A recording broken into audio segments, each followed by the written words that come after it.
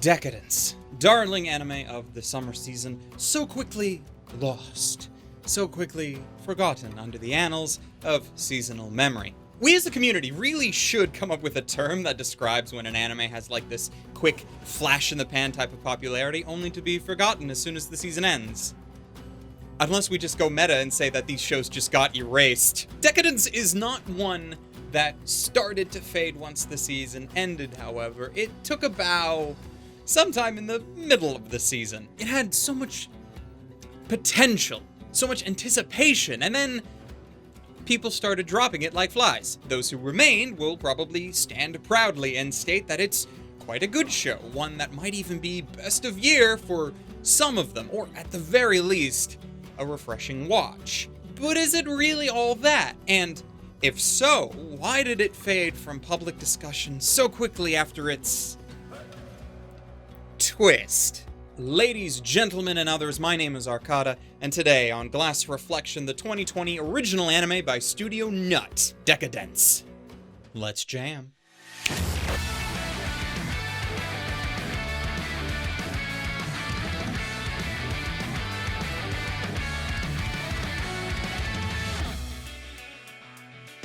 This video was brought to you by viewers like you, who support us via our Patreon campaign and subscribe via YouTube.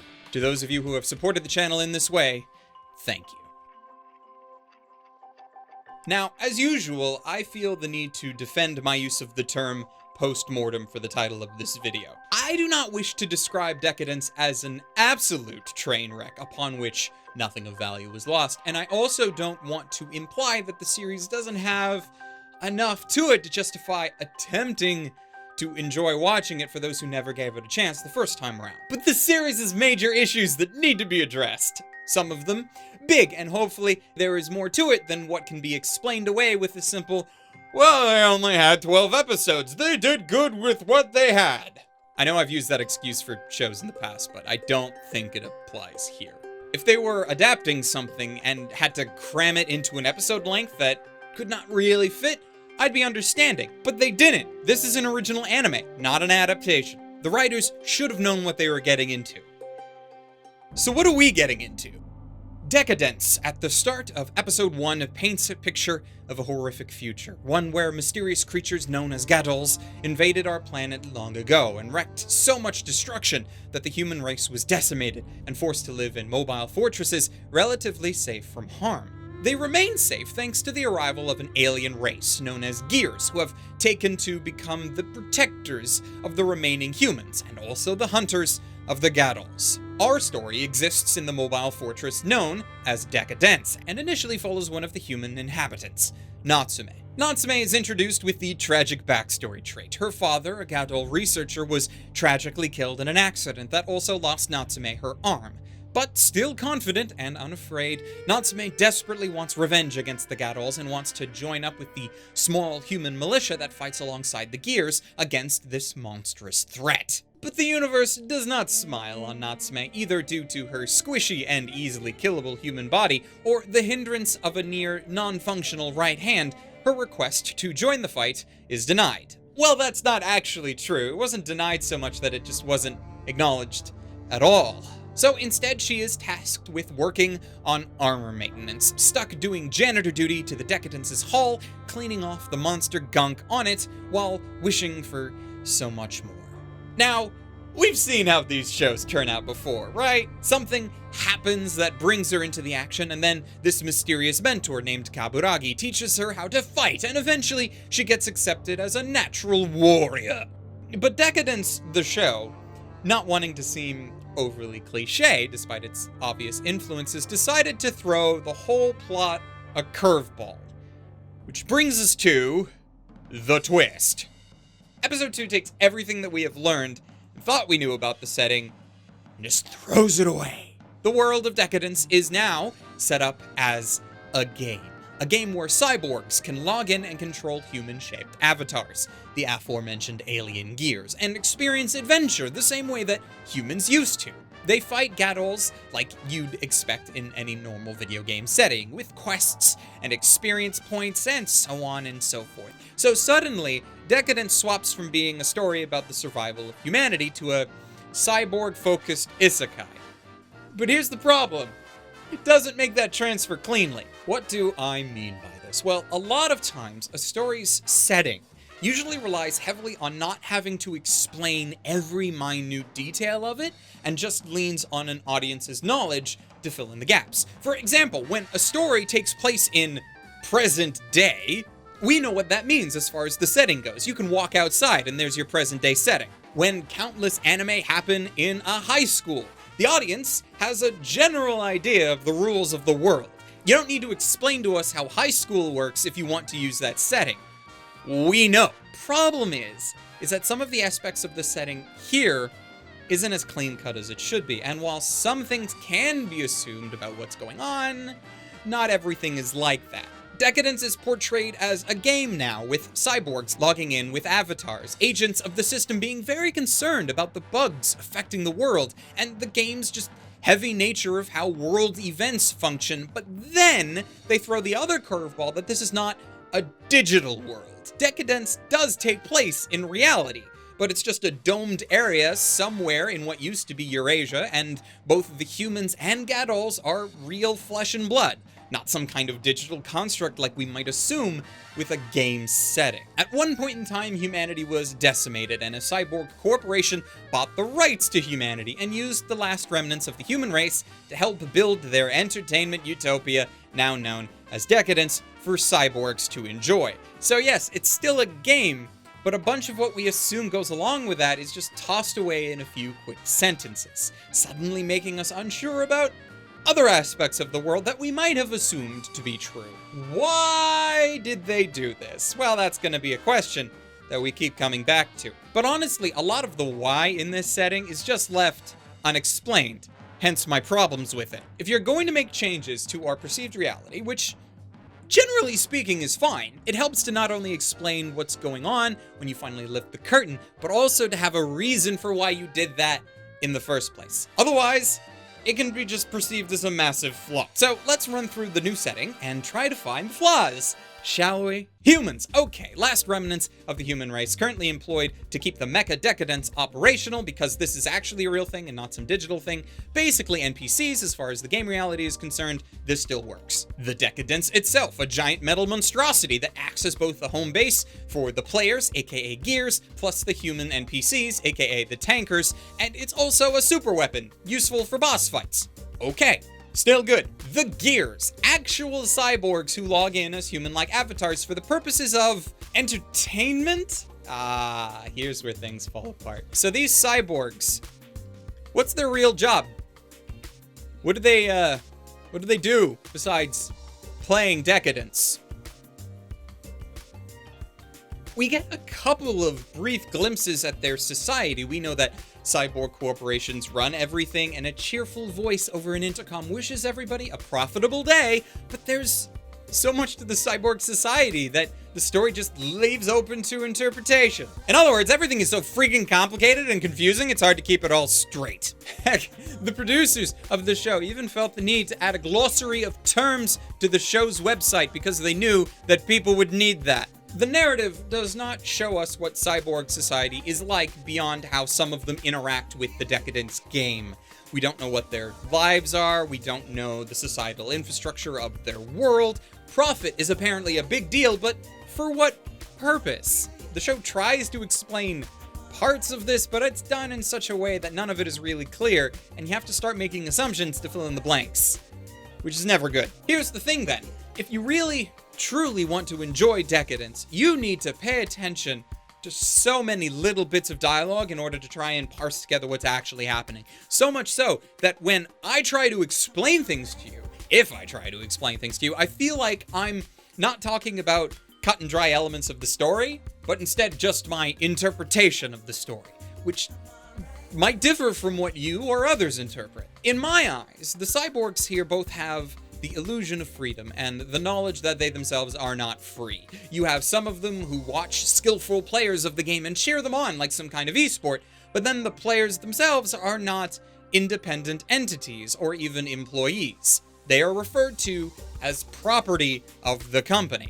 This could have led to some interesting story elements. There could have been discussions about the influence of megacorporations, about the positive and negative aspects of such a society. They could lean heavily into comparing this world's actual reality with that of what Natsume believes in, because she spends pretty much the whole show blissfully unaware of the world around her. But none of that happens. Instead, what we are left with is a pile of ideas smashed together haphazardly. And this is why the video is called Postmortem.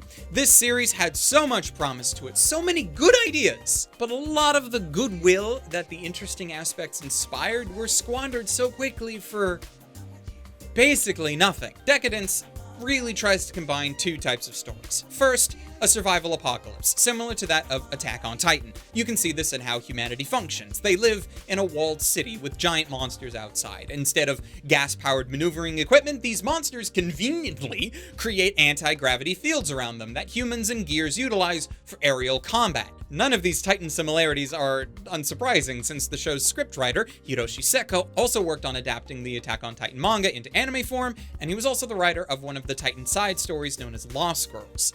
The second story type is the cyber isekai, the Sword Art Online type of narrative, where everything is a game, an alternate reality to just one set of characters. The game is these characters' whole world now. To them, there is nothing outside of it, which is why we learn so little about what their society is like beyond this game, because it doesn't matter. The SAO comparison goes even further, with one scene in episode 2 where players are talking about cheating the system, where they can perform even better in the game at the cost of potentially real-world damage. If you die in the game, etc., etc. Both of these aspects, though, fall apart when combined. A lot of what makes the survival apocalypse setting work is the threat of character death, the real consequences attached with living in such a world. Titan did this really well, showcasing death as a constant companion to all of the characters. Sure, the main cast rarely had to worry about such things, and plot armor was still a factor, but it was very good at making them seem like the characters needed to work in order to survive. That doesn't exist here. Even in the worst of times, we do not fear for Natsume's life, or the life of any human. The threat of all of that gets tossed out the window when we know that they are not just surviving anymore. The human's prosperity, or lack thereof, is carefully monitored and controlled by the cyborg system, even if Natsume is shown to be outside of it, as she's labeled a bug by the system. In the end, she's still affected by it, and is very rarely placed into any real danger that she cannot handle. The isekai aspects also seem to fall apart as well when we start to learn that this is not another world at all, or even a digital one. For all the talk of bugs and the system, none of that ultimately matters. There's not a grand purpose to it. The system is not all-knowing and all-powerful with a plan. It's just a boogeyman that drives the plot. Somehow. The corporation that controls everything doesn't do much besides being just a specter of an antagonist. They aren't a real threat because they don't have any teeth. They just give up and leave at the first sign of conflict. No, really, when Kaburagi finally is in a situation where he faces a proper representative of the cyborg corporation that set all of this up, they give some half-hearted Matrix-inspired speech about the creation of everything and then just bail on the story entirely. Why? Because we don't want to try and analyze any actual complex issues, we just want to give the illusion of complexity while actually being the most bare-bones power friendship solves everything story that there is. We'll even start crimping from Gurren Lagann by the end of it and have the final super weapon be a drill that can pierce the heavens. I really wish I was making that up.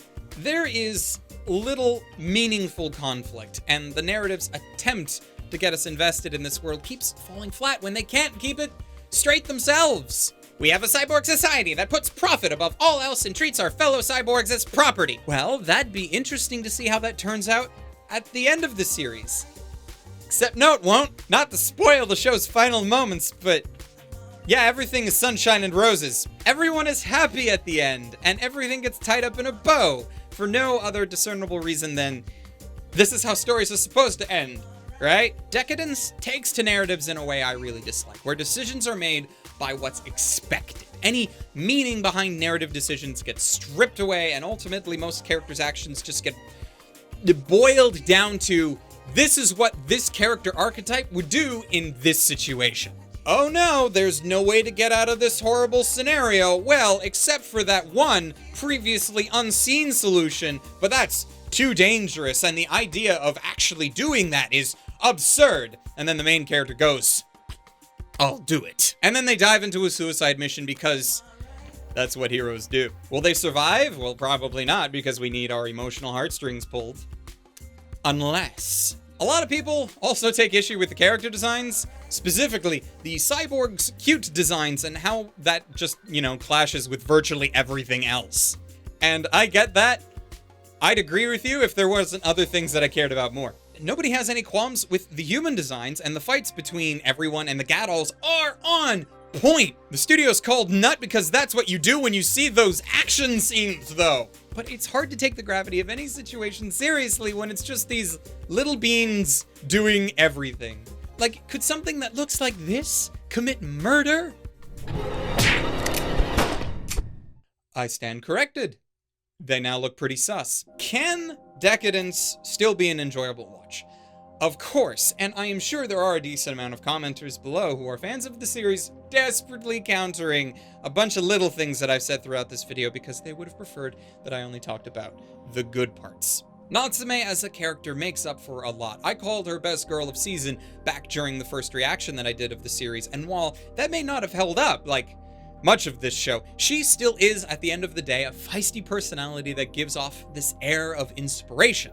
And she's one of the few characters who actually go through legitimate hardships. And while how she gets through those difficult situations can be somewhat cliche, that doesn't make watching her go through these difficulties any less enjoyable. I also wish that, the series spent more time on its massive supporting cast. We had a bunch of human characters show up in the early scenes of the show, only to be underutilized despite their unique character designs, which normally means a higher importance in the narrative. Decadence is a word originally meant to describe a situation of decline, either moral or cultural, due to some kind of luxurious self-indulgence, which I almost feel is a bit too perfect for the eventual fate of this series. It's a narrative that seems to be written by people infatuated with great elements in other stories, but no clear idea of how to properly integrate them with one another, and end up making something that cannot stand on its own. Deca-Dence was a series of promise, a series with plenty of great ideas, but that is all. In the end, as fulfilling as it might have been for some people, it did not offer anything like what was promised in its introduction. Despite its grand aspirations and higher than average animation, it remains a decidedly average anime, only made worse by the small glimpses of what could have been. The official glass reflection rating for Deca-Dence is to stream it, basically for two reasons.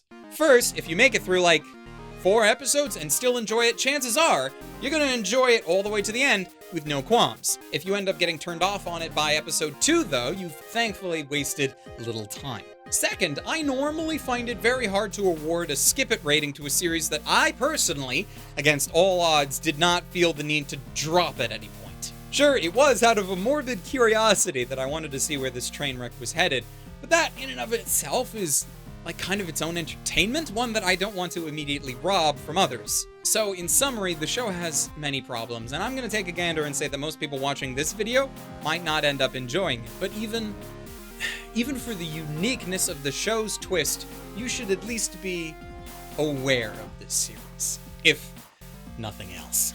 If for some reason this video has piqued your interest, you can go and watch Deca-Dence over on Funimation's website, which recently has gone through some renovations. It's okay. For the moment, it's a step in the right direction. They can still do better, but it's not the train wreck that it was a couple of months ago, so I'll give them credit for that.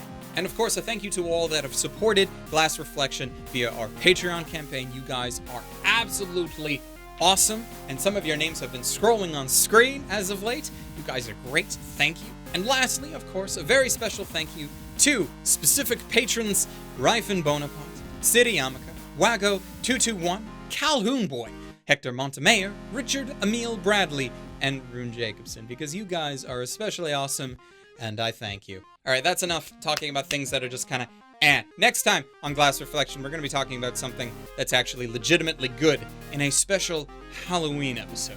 A Halloween episode where we're actually going to take a show that did what Deca-Dence couldn't do.